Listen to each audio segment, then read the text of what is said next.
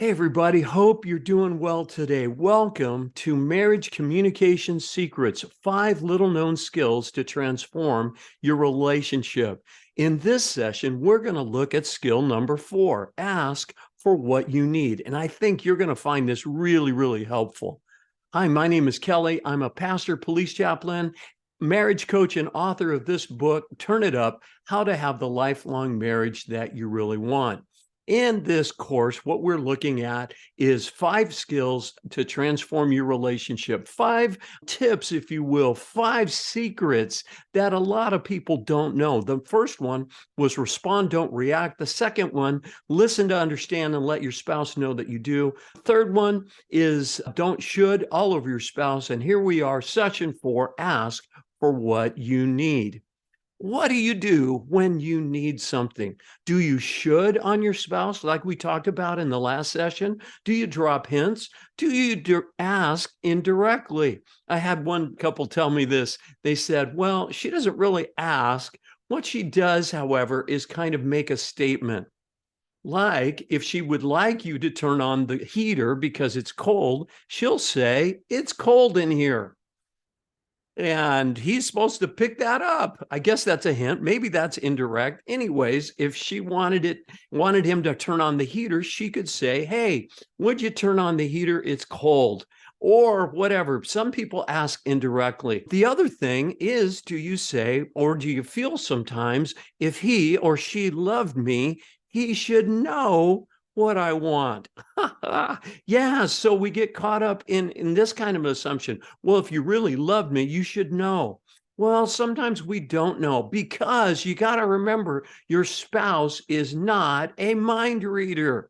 Yeah, he or she is not going to get it. They're not going to figure it out. They're not going to know what you want unless you ask, unless you inform them and let them know by making a request. But asking for what we need is hard for all of us to do. See if you can relate to any of these.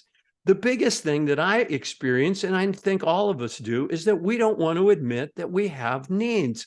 In other words, we just want to be self-sufficient. We want to take care of ourselves. We want to be able to meet all of our own needs. And sometimes, let's face it, we're just afraid that we might get rejected or that the person that we're asking us for help or to do something for us may just say no. So what do we need to do? We need to remember that God created all of us with needs. We are not complete. We are not without needs. The only being in our entire, whatever, in reality that doesn't have needs is God.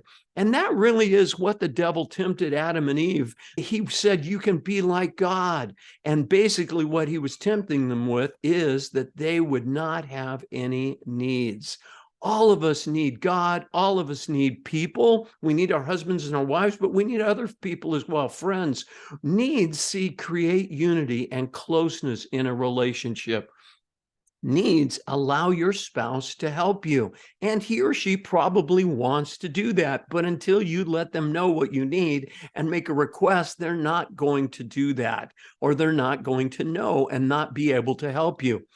Failing to ask for what you need leads to disappointment, frustration, but it also leads to a lack of closeness and strength in your relationship. So the skill I want you to put in practice and master is learning how to ask for what you need. So how do we make a request? How do we start? Or how do we ask for what we need? Well, you start softly on a positive note. What do I mean by that? Start softly. Sometimes a request can come off like a demand or an order. Okay, so when I say start softly, is that if you're upset or frustrated or there's something going on that you don't like, take a breath, calm down, and then ask in a nice way. Be sure to say please, and then be very, very specific with that. You could start by expressing appreciation. Hey, honey, just wanted to tell you how much I appreciate, everything that you do for us and the family. And then you make your request. Now, I would encourage you to make a SMART request. SMART is an acronym that I love to teach people, stands for this: specific, in other words, what exactly do you want? M is measurable. How much of that do you want? If you just said, for example, honey, I'd like to go out to dinner. Well, he or she may say, well, let's go tonight. And then that's it. They've accomplished the request. And maybe that's all you're really asking for is you just want to go out to dinner tonight. Or you could be saying, honey, I want us to go out to dinner more often. Well, that implies more than once, but still more often. What does that mean? It could mean, once a month. It could mean once a year. It could mean 2 or 3 times a lifetime. It could mean anything. So measurable. Honey, I'd like us to plan in our schedule that we would go out to dinner once a month or whatever it is you want, once a week, however, talk and make a specific measurable request. Once a month is measurable. Well, did we make it this month? And if not, okay, we better get something on the calendar. A is action oriented. It needs to be something that they can actually do. Okay. Even if it's something like, I would like us to talk more. I would like us to have conversations more consistently. And then you would add how many conversations, once a week, however. Reasonable. Is your spouse able to fulfill this request? If you say, I would really like us to go to Paris and have a vacation in Europe. Well, if you don't have the money for that, that's not reasonable. So don't, you can always express it as a dream or a desire, but don't make it a specific request. Make it reasonable. And then here's the most important, I think one of the most important pieces of a SMART request is the time. I'll never forget, I had a couple in my office one time, and she complained. She said, he never does what I ask him to do. And I said, well, give me an example. She said, well, I asked him to put up the Christmas lights. And I looked at him and I'm like, well, buddy, what happened? He goes, it's not Christmas yet. And this was around the middle of December. And I'm like, what do you mean? It's Christmas season. And he goes, well, no, Christmas is December 25th. So I figured, well, I had until Christmas Eve to get those up. You see, in his mind, he had a lot of time left. In her mind, she wanted them up right away. So what we need to do is ask with a time. Would you please put up the Christmas lights this weekend or today? So add that time element. Now, how do you make a request? Well, one thing you could do before you launch into sharing that SMART request is to share the benefit. Honey, this would really help us get closer. This would really help our family. This would help our finances. Think about the benefit of this. And then you make your request using that SMART format. Would you please, and then here's the specific request that I would like you to do. And then you put in a time. So let's go back to Christmas lights. Would you please put up the Christmas lights by this Sunday at 5 o'clock? That is very specific. And it has a time, a very specific time, I might ask. Now, you want to then allow your spouse to respond. There's 3 ways you can respond. It's yes, no, or you make a counteroffer. So yes means, yeah, I'll do it by Sunday at 5 o'clock. No means, no, I'm not able to do that. But then make a counteroffer. And the counteroffer, basically you change either the task or you change the time. So if you wanted to change the time, so 5 o'clock Sunday, you know what? I'm busy all day Saturday. There's church on Sunday. I'm not going to be able to finish it by 5 o'clock on Sunday, but I'm off on Monday. I'll have those Christmas lights up or the garage cleaned or the lawns mowed or whatever the request might be by 5 o'clock on Tuesday. Now you could also change the task. And you could say, well, I'll put up the lights on the house by Sunday at 5, but I can't do the lights on the bushes, okay, or around the windows. In other words, there's 2 parts to the task. You're able to do some of it by the time requested, so you change the task. Or if you're mowing the lawns, you could say, hey, I will mow the front lawn by Sunday at 5, but I can't mow the front and the back. I'll mow the back lawn by Tuesday at 5. So in other words, now you change the time. So allow each of you to make a counteroffer. This is really going to help. And then what happens is that when you settle on a counteroffer, when you say, okay, that'll work, I accept your counteroffer. Okay. You may not use that phrase, but you may say, okay, that sounds good. In other words, you have just entered into and settled a negotiation. And when that happens, you are accepting the person's request. And when you accept that request, I want you to get that you are making a promise to complete it.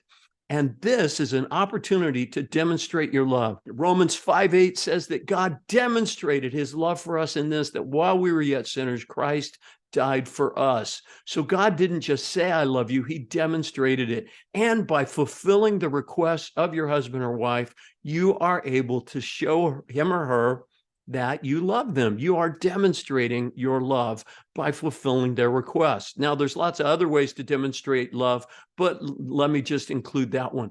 But here's the other thing. A famous relationship author, Dr. John Gottman, did a study and a survey and asked women, what is the number one characteristic or quality that you would like in a man?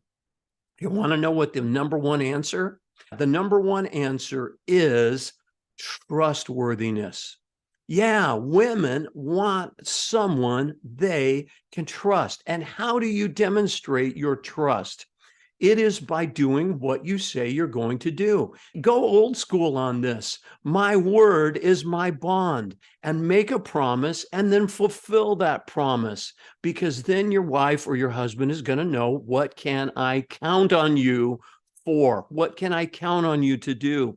Because a promise, just like mowing the lawn on Saturday by 5, is a promise, and it's just as important as the promise you made on your wedding day to be faithful, to never be unfaithful or have an inappropriate relationship with another person. You see what I'm saying? A promise is a promise. So we need to fulfill our promises. And I want to encourage you to do so and think of it as a promise. Now, if you can't complete a request, what do you need to do? Well, go back to the person making a request, go back to your husband or wife and negotiate. I need more time, or I can do part of it by this time, but I can't do that. And then, like I said, be responsible for the commitments and the promises that you make. Now, the other thing is, if you're the person making the request, be sure to show appreciation, even if it's an ongoing task or an area of responsibility that your husband or wife has in your home. What do I mean? If they always do the dishes or always cook the meals, make sure you say thank you and don't just take it for granted. Make sure you acknowledge their consistent contribution to your household. And then if it's a special or dirty or difficult task, be sure to acknowledge that and say thank you. You know, hey, I know that was really hard to do. Thank you for doing that. And by the way to get what you want is to give your spouse what they want. Making and fulfilling requests is not a one-way street. Both of you need to make requests, and both of you need to accept those requests and fulfill those requests. So make sure you ask for what you need and then give your spouse what he or she needs from you. So here's a Bible verse. You have not because you ask not. So if there's something missing in your relationship or marriage, it's probably because you haven't asked for it. So what do you need to ask for? Here's a few suggestions maybe to work on. Is there something you would like your spouse to do for you? Is there something your spouse is doing that you would like them to stop? That happens, right? Is there something you'd like your spouse to do more of? Is there something missing or lacking in your marriage that you can ask for? Is there something that would make your marriage stronger that you can ask for? And then here's a few other requests. Is there anything I can do for you? How can I make your life easier? How can I help you? Those things, my friends, are really going to make a difference and strengthen your relationship and your marriage. So this is the skill. Ask for what you need. That's it for today. I'll see you in the next session. God bless you, and may God bless your marriage.